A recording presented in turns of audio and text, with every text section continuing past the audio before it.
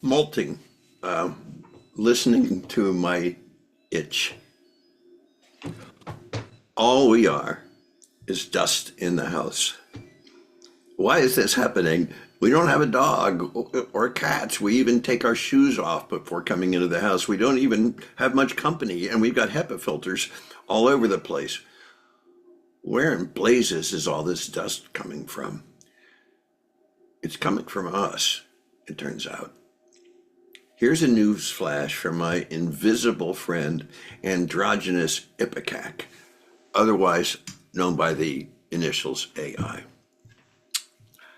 You shed about 30,000 to 40,000 skin cells every minute, which adds up to roughly 1 billion to 1.4 billion cells per day. However, many sources state a more conservative estimate of around 500 million skin cells per day. This daily shedding is part of the natural continuous cycle where new skin cells are produced to replace the old ones. Snakes molt, lobsters molt, crabs, insects, birds, and so do we. You may have happened upon a discarded snake skin in the woods, or seen a soft-shell crab who's left behind the old carapace and is waiting for the newly emerged one to harden. While it's soft, it's helpless. It's also a delicacy. We don't much notice our continuous physical molting, and we do have major molts. Cognitive molts, emotional molts, spiritual molts, major molts. Sounds like a character in MASH. I remember crying before bed one night when I was 8 years old. My father took me in his arms and he asked, "What's the matter?" "I'm not a little kid anymore," was the best I could do. It's a major molt. I was an ardent Boy Scout for years. I loved it. The camping, the merit badges, the skills, the camaraderie, the games, everything. Then almost overnight, I found girls fascinating instead of a bother. And my scouting enthusiasm drained away like a leaky canteen. A major molt. Has disappointed my dad, I must say. I have never been career-minded, but rather have periodically felt a sort of a diminishing focus on my current course as a new interest called for me. A teacher, performer, a charter captain, I was in sales, I worked as a puppeteer for a while and as a mediator, and my current work, you get the picture. Now, maybe it's ADHD. I'm old enough that they did not have that diagnosis when I was a boy, or I probably would have been treated with Ritalin. Maybe I'm just a transactional personality. I'm constantly balancing this against that and seeing where the gain lies. I don't think that's the situation, but I don't know. I don't have enough information. What I have found out about myself is that I can recognize the itch of impending molt. And what I have learned is I ignore that itch at my peril. It's usually a gap in my thinking that needs addressing, a sort of emotional short circuit that's standing between me and those around me, even a spiritual unawareness that is blocking me from beauty and joy.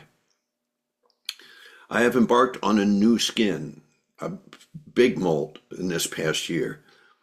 Due to a whole bunch of things about what's going on, I was feeling disaffected, cynical.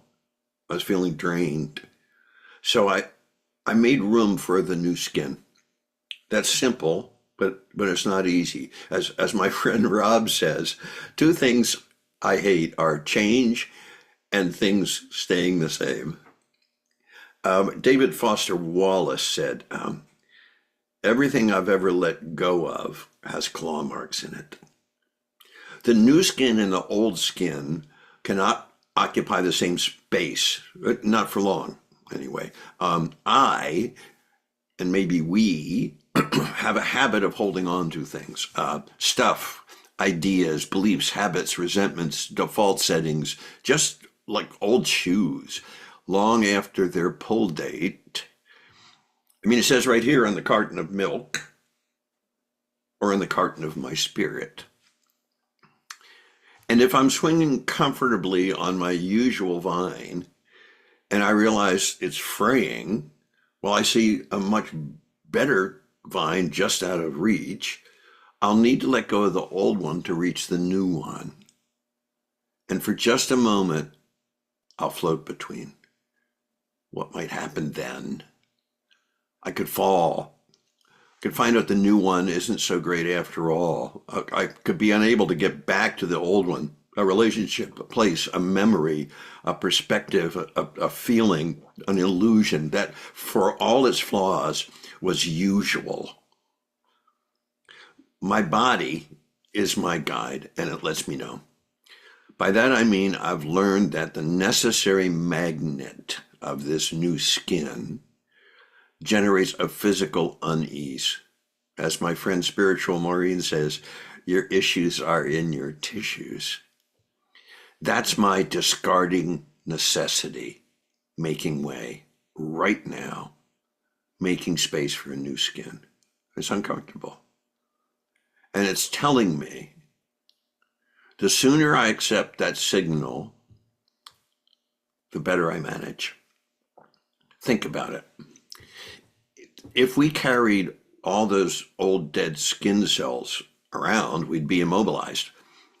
Letting go frees me from the shackles of corrosive habits and makes way for me to understand them. I need enough distance to see clearly. And that won't happen until I release. Thank you.